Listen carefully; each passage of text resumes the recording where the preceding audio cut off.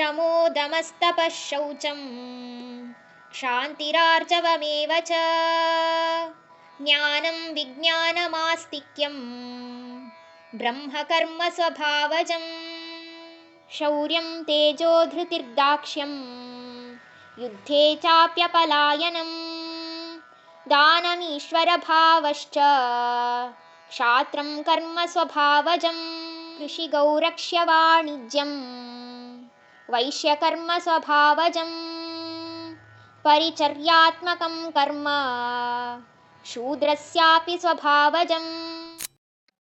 ಶಾಂತಿಯುತವಾಗಿರೋದು ಮತ್ತೆ ಅವನ ಆತ್ಮದ ಮೇಲೆ ನಿಯಂತ್ರಣವನ್ನ ತಗೊಳ್ಳೋದು, ಧ್ಯಾನ ಮಾಡೋದು, ಮತ್ತೆ ಕ್ಷಮಾಗುಣದಿಂದ ಇರುವುದು, ಹಾಗೆ ನಿಯತಿನಲ್ಲಿ ಇರುವುದು, ಜ್ಞಾನದ ಬಗ್ಗೆ ವಿಜ್ಞಾನದ ಬಗ್ಗೆ ಅರಿವು ಮೂಡಿಸ್ಕೊಳ್ಳೋದು, ಮತ್ತೆ ದೇವರ ಮೇಲೆ ಭಕ್ತಿ, ಇವಿಷ್ಟು ಒಬ್ಬ ಬ್ರಾಹ್ಮಣನಿಗೆ ಪ್ರಾಕೃತಿಕವಾಗಿ ಹುಟ್ಟಿ ಬರುವಂತಹ ಗುಣಗಳು ಅಂತ ಇಲ್ಲಿ ಭಗವಂತ ಹೇಳ್ತಾರೆ. ಮತ್ತೆ ಇಲ್ಲಿ ಒಂದು ವಿಷಯ ಅರ್ಥ ಮಾಡ್ಕೊಳ್ಬೇಕಾಗಿರೋದು, ಇವಿಷ್ಟು ಗುಣಗಳು ಇದ್ರೇನೆ ಅವನು ಬ್ರಾಹ್ಮಣ ಅಂತ ಆಗ್ತಾನೆ ಹೊರತು ಬ್ರಾಹ್ಮಣ ಅಂತ ಕರೆದ ತಕ್ಷಣ ಅವನಿಗೆ ಇವಿಷ್ಟು ಗುಣಗಳು ಬರತ್ತೆ ಅನ್ನುವ ತಪ್ಪು ಭಾವನೆಯ ಬಗ್ಗೆ ಸ್ವಲ್ಪ ಯೋಚನೆ ಮಾಡಿ.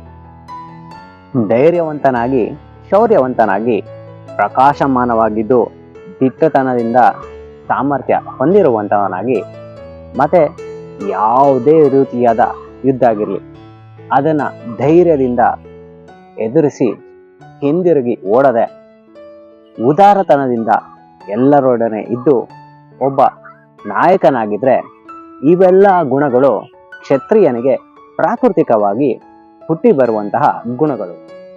ವ್ಯವಸಾಯ ಮಾಡೋದು, ಗೋವುಗಳನ್ನೆಲ್ಲ ನೋಡ್ಕೊಳ್ಳೋದು, ಹಾಗೆ ಅದನ್ನ ಸಂರಕ್ಷಿಸೋದು, ಮತ್ತೆ ಎಲ್ಲ ರೀತಿಯಾದಂತಹ ವ್ಯಾಪಾರವನ್ನ ಮಾಡುವ ಮನೋಭಾವನೆ ಇದ್ದರೆ, ಇವೆಲ್ಲ ಗುಣಗಳು ಒಬ್ಬ ವೈಶ್ಯನಿಗೆ ಪ್ರಾಕೃತಿಕವಾಗಿ ಬಂದ್ರೆ ಎಲ್ಲರ ಸೇವೆಯಲ್ಲಿ ತೊಡಗುವಂತಹ ಮನೋಭಾವ ಒಬ್ಬ ಶೂದ್ರನಾದವನಿಗೆ ಪ್ರಾಕೃತಿಕವಾಗಿ ಬರುತ್ತೆ ಅಂತ ಇಲ್ಲಿ ಭಗವಂತ ಹೇಳ್ತಾರೆ.